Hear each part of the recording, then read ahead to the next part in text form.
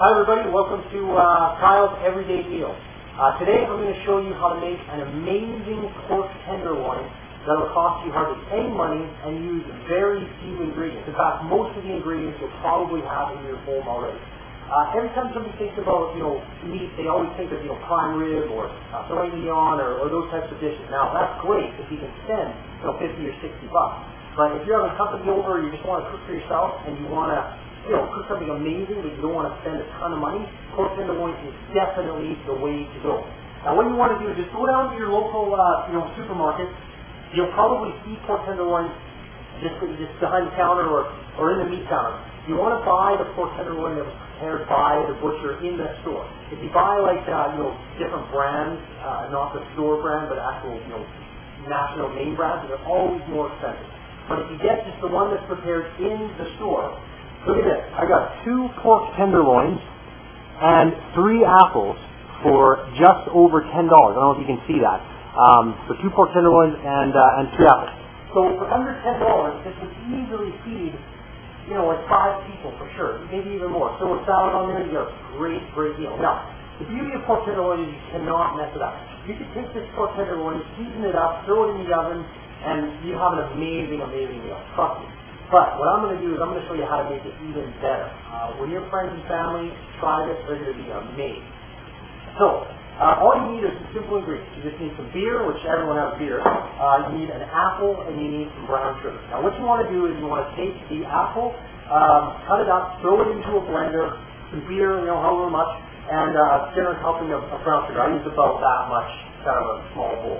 So you put it into the blender, blend it up, takes a couple minutes, and you're ready to rock. So I'm just going to re-blend this a little bit to get it all ready to roll here. Okay, so we got our blended mixture. Then all you do is you got to find this is a sharpening steel found in any butcher's block, sharpen your knives on it. But you can certainly use a large screwdriver or anything like that. Just make sure, after you wash it really well. Then what you do is you take the pork tenderloin. Now, when you first get a pork tenderloin, it's going to have sort of some silver skin on it. So you definitely want to kind of cut that off best you can. If there's any excess fat, some people leave it on there. Personally, I take it off. So what you want to do then is you want to find the large end of the pork tenderloin. You want to take your steel and you just want to make a hole in the end there. And then basically just push it through the pork tenderloin. And you can kind of feel it with this hand where it's going. You just want to make sure you're not going at the bottom. And perfect. So we basically got a hole in the pork tenderloin. So now what we're going to do, grab a bowl or pan or whatever. We're not going to cook in there. And throw the pork tenderloin there. Take your mixture, sort of open up this hole a bit just so we can pour it in there. And then we are going to pour this mixture right into the hole. So, we'll open that up a bit and just pour this right in there. It'll kind of spill all over. But just get as much in there as you can. So, and you can stuff this with anything. One of my favorite things to do is to stuff it with goat cheese. Because goat cheese has that really nice consistency when it's cooked, so it doesn't really leak all out. It stays in the pork tenderloin. You can stuff it with, you can put jalapenos in this if you like things a little bit spicy. You can virtually stuff this with anything you want. Experiment. One of the best things to do too, if you have more than one of these, is do different things. Do one like this, maybe marinate one overnight, and then put goat cheese in another one. Serve all 3, and people think you're amazing. So fill this up. That's pretty well full.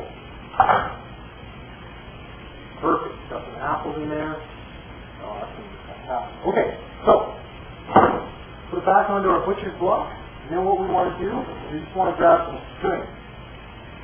So just one piece of small string is fine. Get the tie away. And then you just want to tie just inside where you need that hole. Just so, when the juice cooks, we want it to come out through the meat. We don't want it to come out the side. So we'll just tie this up. Now, here is the best part. All you got to do, let me just wash my hands here. All you got to do now, you definitely do not have to get fancy. Just some salt and pepper, a little bit of, I like to use Montreal steak spice, but like roasted garlic and pepper, anything like that would be fine. little bit of salt on there. Just put some Montreal steak spice. And there's definitely some residue from the beer and whatnot on there, which is fantastic. That's what we want. And you can, like I said, you can even marinate it in the sauce overnight. I mean, just putting the sauce in it, infuses the flavor in it. It's definitely as much as I like, but if you really wanted to really get that flavor in there, you could definitely marinate it overnight, and that would be amazing as well. Okay. Now, this is the most important part of cooking, any kind of meat in my opinion, but definitely for Cinderella. You do not want to cook this on like a cookie sheet or, any kind of flat surface. Because that cookie sheet's going to heat up and you're going to get more cooking on one side than the other side. And then, it doesn't work. So what I do actually is I just cook it right on the rack in the oven. I don't even, you have like a pan with a rack on it, that's not too bad. Anyway, so all I'm going to literally do is just take this, open up my oven, and I'm going to put the pan underneath just so, if there's any dripping in my oven. Put that underneath, and literally, I'm just going to take my pork tenderloin, bring it over here so you can see how beautiful that is. And that's the nicest piece of meat ever. So I'm just going to take that, and I'm going to literally just put it right in there. So you want to put it in at 350 degrees for 35 minutes, 40 minutes, depending on how you like it. Some people do like the pork a little bit pink. Personally, I would cook it all the way through. My wife is big into, cooked meat, so I cook it just until it's cooked. For every minute you go beyond that, you lose a little bit of tenderness. So you know what? If you overcook it even by 10, 15 minutes, don't even worry about it. It's still going to be amazing. But set your clock to about 35, 40 minutes. Let it rest for about 4 minutes after you take it out of the oven, and it will be amazing. I have one that I did about maybe an hour ago, and I'll just show it to you here. I mean, this is an amazing, amazing piece of meat. So when you cut into that, after it's rested for a little while, juices will just spill out of it. I mean, this thing's been resting now for probably an hour, and there's still juices coming out of it. So, that is amazing, amazing meat. For less than $10, and you don't have to cook that. Just leave it alone for 35 minutes. Let it rest. You're going to be amazing. Next time I'm going to show you how to make an amazing chicken cordon bleu. Again, relatively inexpensive, easy ingredients. That's amazing. Thanks for watching.